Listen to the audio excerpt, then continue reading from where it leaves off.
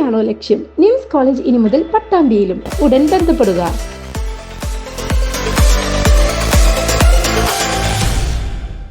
വല്ലപ്പുഴ പഞ്ചായത്തിലെ ബഡ്സ് സ്കൂളിൽ പ്രവേശനോത്സവം സംഘടിപ്പിച്ചു. പഞ്ചായത്ത് പ്രസിഡന്റ് NK അബ്ദുൾ ലത്തീഫ് ഉദ്ഘാടനം ചെയ്തു.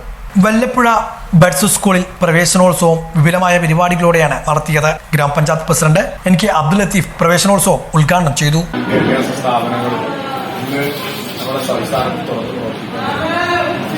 നമ്മുടെ കുട്ടികളും വെക്കേഷൻ കഴിഞ്ഞ് പുതിയൊരു പ്രവേശനോത്സവം വേണം എന്നുള്ള രീതിയിൽ നമ്മുടെ സ്വാതന്ത്ര്യം.